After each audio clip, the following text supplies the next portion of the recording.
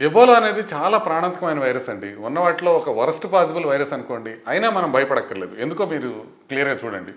ఇది డబ్ల్యూహెచ్ఓ ఏం చేసిందంటే public health emergency of international concern అని ఒక థ్రెట్ అలర్ట్ ఇచ్చింది.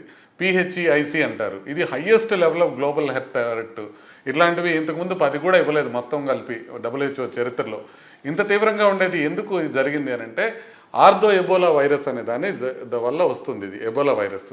ఇంతకుముందు చాలా వచ్చినాయి అవుట్ బ్రేక్స్. కానీ ఇంతకుముందు ఉన్న జైరీ స్ట్రెయిన్ ఎబోలా వైరస్కి వ్యాక్సిన్ ఉంది, దానికి ట్రీట్మెంట్ కూడా కొంతమేరకు ఉంది.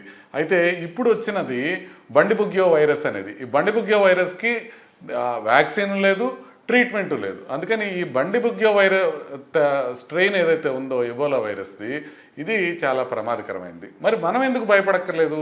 ఇది ఎక్కడ ఉంది అని అంటే ప్రధానంగా కాంగోలో ఉంది. డెమోక్రటిక్ రిపబ్లిక్ ఆఫ్ కాంగో అంటారు. అక్కడి నుంచి ఉగాండాలో కూడా కేసు ఉంది అని చెప్తా ఉన్నారు.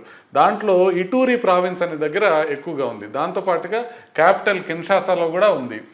వచ్చిన వాళ్ళలో సగం మంది చచ్చిపోతారండి.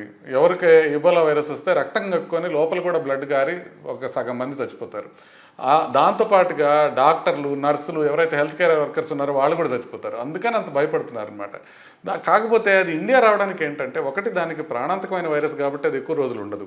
రెండోది అది దగ్గుతో కానీ తుమ్ములతో కానీ గాల్లో వ్యాప్తి చెందే వైరస్ కాదు.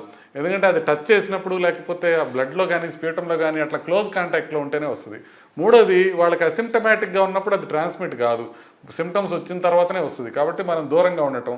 నాలుగోది కంటైన్మెంట్ ఇప్పుడు దాకా చేసింది బాగానే ఉంది. కాబట్టి మనం ఎయిర్పోర్ట్స్లో వాళ్ళు సిమ్టమ్స్ లేకుండా చూసుకొని మన దగ్గరికి రాకుండా చూసుకున్నట్లయితే మనం ఏం భయపడాల్సిన అవసరం లేదు. ఇప్పుడు దాకా ఎబోలా వైరస్ ఇండియా దాకా రాలేదు, వచ్చే అవకాశం కూడా చాలా తక్కువగా ఉంది. కాబట్టి దీని గురించి తెలుసుకోండి, కానీ భయపడక్కర్లేదు. One of the worst possible viruses అయినా ఇండియా వచ్చే అవకాశం కానీ పాండమిక్ అయ్యే అవకాశం కానీ తక్కువ. ఇంటర్నేషనల్ కన్సర్న్ ఎందుకన్నారు అని అంటే ఆ దగ్గరలో ఉండే కంట్రీస్ అన్నీ ఎఫెక్ట్ అయ్యే అవకాశం ఉన్నాయి కాబట్టి.